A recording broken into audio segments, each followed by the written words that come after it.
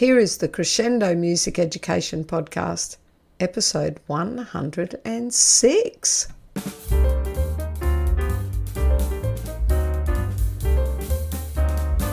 This podcast is being recorded on the lands of the Turrbal people. I acknowledge them as the traditional owners of the land and pay my respects to elders past, present and emerging. They were the first music makers on this land.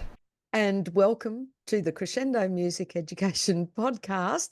And this is the next in our series, having just a little bit of a look, a bird's eye view at each year level in the primary school here. And I am joined by the lovely Deb Brydon again to chat about what we do in year 5. Hello, Deb. Hi, everyone. Oh, I just so love working with Deb. All right, let's get straight into it. Year 5. What do you think about this level, Deb? Look, I know I've said this all the time, but this year, particularly, my year 5s are the most enthusiastic group of kids. It's not always that way, but this cohort, they're hungry. They want to learn and be like the best they can be. They're just amazing. But the thing that I like about year 5 in general is that it's when they sort of transfer all of that knowledge and skills that they've built up over, 4 or 5 years of primary school to other things like to ukulele and xylophone, which, we've played xylophone all the way through, but we're also just, we're transferring that singing and playing and beat keeping to different areas. And that's really nice. They get so excited about starting ukulele. I know different people start it in different times, but I quite like holding it off until year 5 because I think by year 5 and 6, they just need a little change of scenery and a little boost to what they're doing. And, I have preps who look at those ukuleles and say, when are we going to play those guitars? So tell them it's a ukulele and not till year 5. That's like, twice their lifetime away. That's okay. But I think we need to do that, don't we? You need to save things. There's so many wonderful new things you can give them right through the years, but you've got to save some. And I know there are music teachers that use ukulele right from prep really successfully. It's actually one of the charms of the instrument that you can have success quite quickly. But I just, like you, I just really like saving it. So I start ukulele right at the beginning of year 5. You start it halfway through, don't you, Deb?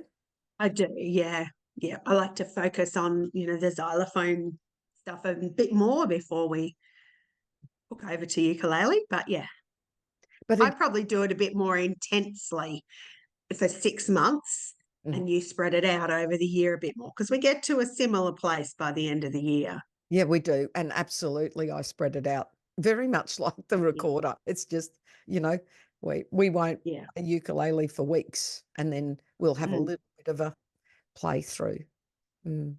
So I do like that introduction of uke there. And we do quite a bit more part work, canonic work, which of course you're developing part work right from prep when you're doing singing and actions. And then, it becomes beat and rhythm. And then, so we're developing part work all the way through. But by year 5, you can do more complex part work and singing in canon and that sort of thing. So that's something that I quite like about year 5. And I'll just the other side of the coin, and I'm so glad you have amazing, enthusiastic year 5s. But there are some years this is where they are starting to be too cool for school. Just starting to flex those little muscles.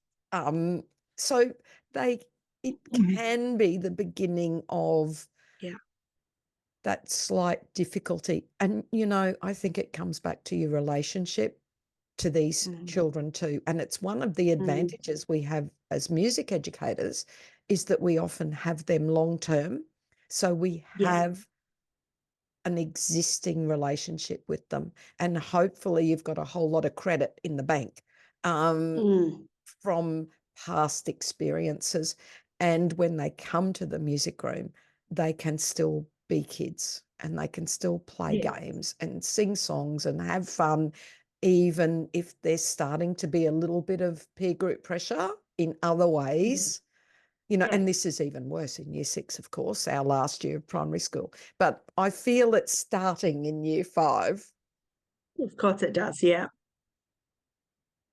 So let's look. Oh, and as with the other levels, I'll put a little copy of the overview of when I introduce skills and concepts. I guess the big thing for me rhythmically, we're still working on compound, but we're also, this is where I introduce T ticker and ticker T. And this is where I think you've got to be so careful with your strategies, your sequences for teaching, because we've got TTT in compound, 3 even sounds on a beat, and we've got T ticker and ticker T, 3 uneven sounds on a beat. So I think we've got to be very careful as we teach these things and make sure that they are comparing the rhythm to the beat and working out those differences, because I know that there are some kids that will get confused with those two concepts. We do low, so, and low, la in there, and some more intervals, and of course chords, because we're doing ukulele, so we're focusing on how chords work. So that's sort of basically what we do that's new in year 5. Yeah. What are It's a your lot of consolidation too, isn't it, really? Absolutely, lots of consolidation. Yeah, because I just believe we're better to know these things well than try and shoot ahead and teach them a whole raft of things they don't really understand. Singing, we've got to keep them singing. Oh, yeah.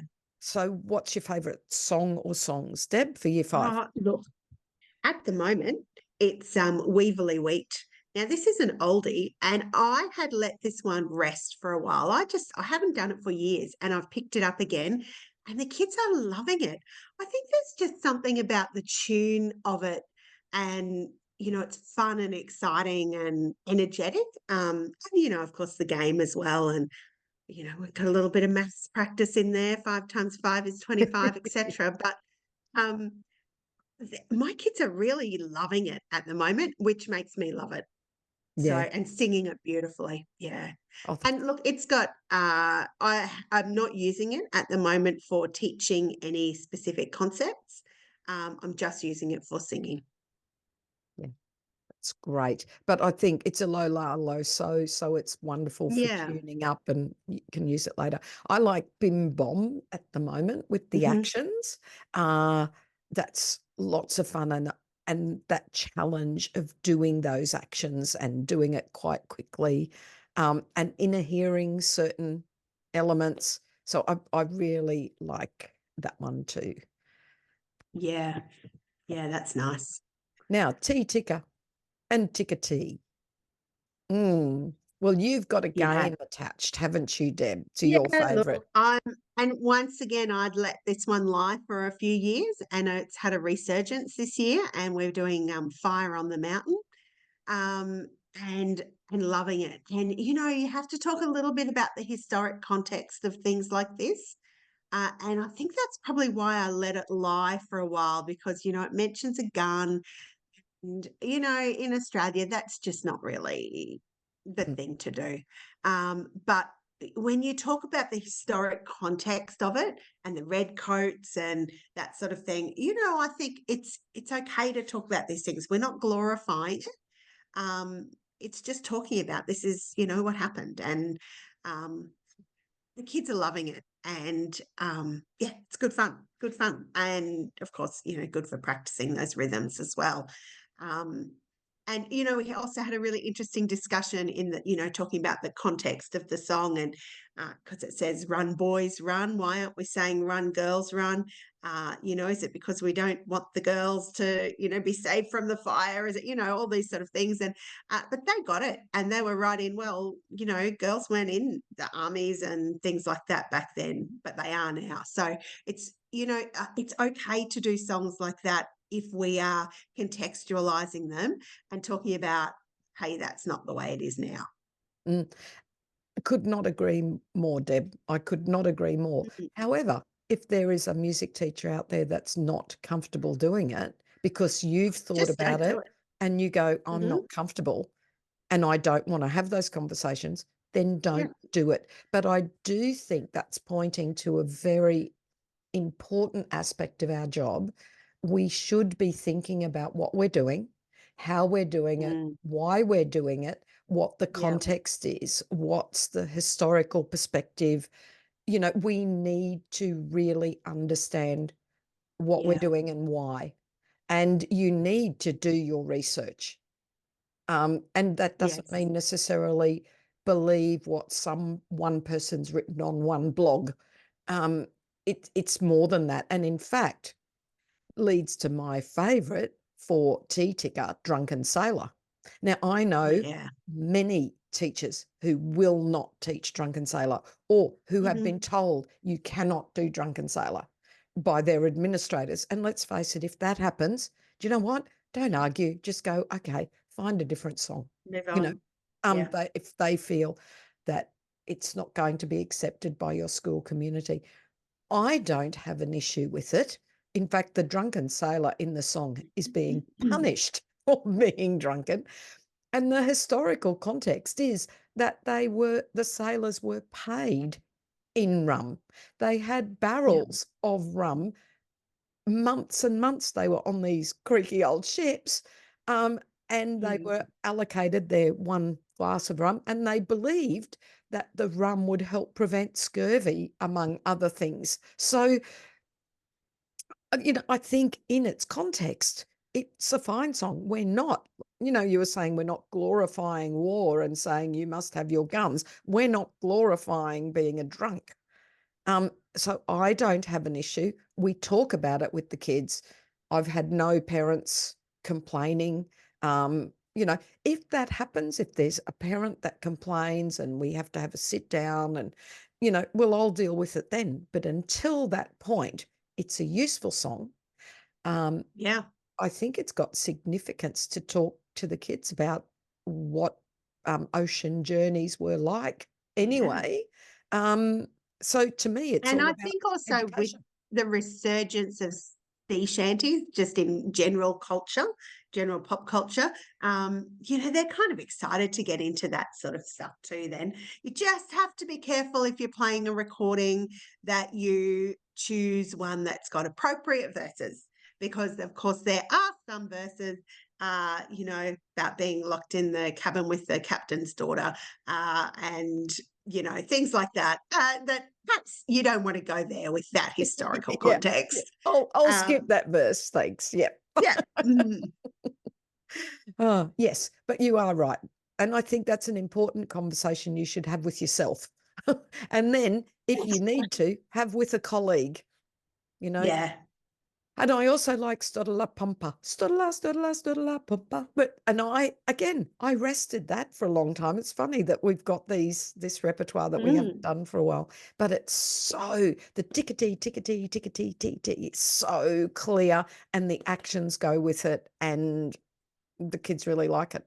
So I think they're my favourite too, for tea ticker and tickety.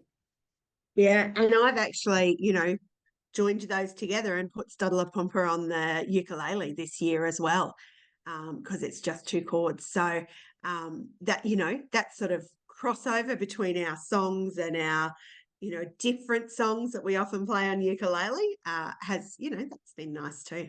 Oh, good. I haven't done that. I will add that to my next lesson plan. Thanks, Deb. And I'm hoping that's what our listeners are doing.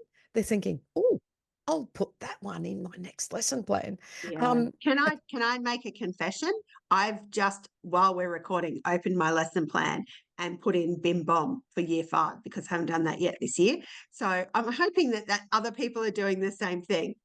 That's so good, Deb. Oh, gee, I love working with you. Okay, low la and low so.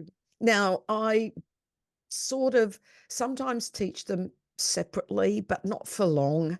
Yeah. This year I have taught low la first because I've done a whole lot of Who Has Seen the Wind because Yeah. I've made that one of my assessment pieces. So that's got, just a beautiful la la do re mi, so I've low la'd it up a bit. But Yeah. sometimes I do low la and low so together. Yeah. So, and there's songs like Madman, there was a man and he was mad. And just that's lots of fun, simple and funny verses, low la and low so. And again, I do lots of scale singing and playing, and singing intervals and that sort of stuff. Yeah, yeah. And look, Who Has Seen the Wind is one of my, in the last few years, more recent favorites since I think you taught me, someone taught you, Oh, Wendy? thanks, Penny Connolly Coates. Hello, Penny. Penny. Thanks, Penny. Yep. Yeah, and it's a beautiful song. And, they play it on the xylophone, with feeling, and it's lovely. So that's definitely my last song. And Poor Old Howard is another great fun one that's, got that little time for improvisation as well built into it. So yeah, great one. Oh, we as should well. probably, I'll just type it in here now, link to Me there. So I think, in fact, I am on the video, aren't I? I think I that's one think of you might mine. be, Yeah. yeah. So that's the music, hold on, middle Middle years years music music education. education. We just say Me to each other, so I sometimes forget what it's called. So that's another fabulous Kodai Queensland resource. And I'm one of the teachers on there, and I'm doing Poor Old Howard, and they're building. So in the song, Poor Old Howard's dead and gone, that one, there's 2 times where there's a semi-breve. Okay, what? A whole note for the Americans listening, a semi-breve. So I get the children to make a rhythmic pattern, and on this video I was using matchsticks. So they've got to make a 4-beat rhythmic pattern, and then you just indicate which child's going to perform the rhythm they've created while everyone else is singing the semi-breve. So like your possibilities for composition and improvisation are endless. And what I love about it is there's 4 beats. That's it. It's not threatening. You're also not really exposed because everyone else is singing. So even if you fuck it up a little bit, the singing just goes on and it doesn't matter. So I love it for that improvisational aspect. I think also it's really great to reinforce that semi-breve or the 4-beat note because we don't have a lot of songs that have got a 4-beat note in them. And having a rhythm going along with it at the same time that's 4 beats long really shows the length of it, I guess. Yeah, I love it. And I do think that's one of the almost mismatches, because when you're and when you enter the instrumental program that we have in our fabulous state of Queensland, they start with playing long notes and they learn semi-breves. And I'm thinking, I don't have a lot of repertoire here with lots of really long notes, but they're learning to blow these long notes or bow these long notes. So I like having those things to help link to the instrumental program as well. Yes, agree. And let's talk ukulele or some other bits and pieces. I really finding these little 2-chord songs that are lots of fun. And there's some great YouTube play-alongs. Like, thank you to all you great, usually teacher creators that make these wonderful videos, because especially with ukulele, to have a nice backing track to play along with, they just think it's cool. Now, I'm not saying I never play ukulele without a backing track. Of Oh, course, of course not. we More need to, often yeah, without. we need to Yeah. sing and strum. That's, but boy, I will confess, I love putting on a good YouTube clip and strumming along and singing, and they think it's great. So Do you know what, Debbie? I think the advantage of doing that as well is it frees you up as the teacher. You're not standing out the front and they're keeping in time with you or watching you or whatever. You can go around the class and give individual feedback. You can move some of those little fingers that are just in the wrong place, or using the wrong finger for whichever chord. It's that individual attention time that you don't get a lot of opportunity to if you're the one leading it. Excellent point, Deb. So yes, you've got your virtual teacher, so you're free to do that. Yeah, to give feedback. Yeah. Excellent point. I love it. Mm. Okay. So I'll add that to why I love it, not just that it actually gives my voice a little rest. Gives you a break. Look, let's be honest, we all need that for sustainability. Yeah, you do. It's all of those things. So I love Ico, lots of, and there's a couple of YouTube clips that I've used for that one. And I'll see if I can pop in some links in here, hey? To some of Great my ideas. favorites. What about that? A bit of a, Yeah. I'm writing it now so I don't forget. Links Yeah, great idea. to To favorites. Ico, yeah. I also love for ukulele a Ram Sam Sam, and we use this for our assessment because it's only 2 chords, F and C, and it's pretty, it's pretty easy. It's not a fast change, and great for those just 2 chords, and a song that is great for singing anyway, and singing in canon and all of that sort of stuff, and we can then pop it on the ukulele. Love it. My other song that I wanted to mention in year 5, which actually I've mentioned in the year 4 one, is Down by the Ocean, or you mentioned, I don't know. But I introduced it in grade 4, not till the end of the year. But look, my grade 5s are just loving. They love Down by the Ocean. They love to sing that ha ha ha at the end. And I think it's one that I probably wouldn't introduce in grade 5 because I think it is a bit younger. But because they've already done it and love it and have that, the great feeling about it, they love to do it and continue to do it. So, yeah, that was my other little grade 5 gold at the moment. That's a good thing about grade 5 is that they sometimes request songs from earlier, and it's okay because you've done it with them. I find that happens especially if there is a class leaving, so they might be a little bit early. Yes. And you've got a younger class first, and they will literally come in and say, can we play Snail Snail? Could we do, and you go, dudes, that's a grade 1 song, and they go, yeah, we know. And of course, so I act a little bit like I'm reluctant. Of course, I'm not reluctant. I'm desperate for them to sing that song. But I go, are you sure it's a grade 1 song? And they'll go, yeah. I'll go, all right. And then they just get into, I'm just a fun little kid mode, which is what you want. Isn't that special? Yep. Yeah, it is. And that's something we've got that classroom teachers don't have. Absolutely. Go us. Yeah, fabulous. Go us. And I reckon that, unless you can think of something else you want to mention, No, that is a grade 5 wrapped up. Grade 5 wrapped up. And it's a good place to finish because I love that idea of us being the people that they can have fun with and be kids with while still learning. We're not saying we don't teach them and have great intellectual rigor because we do. Yeah. But they're allowed to be kids. Yeah. I love it. I love it. And Deb, thanks for joining me again. Thanks for having me. See you, everyone. See ya. As we know, laughter relieves stress. Don't lose sight of the funny side of life. What did the ocean say to the beach? Nothing. It just waved.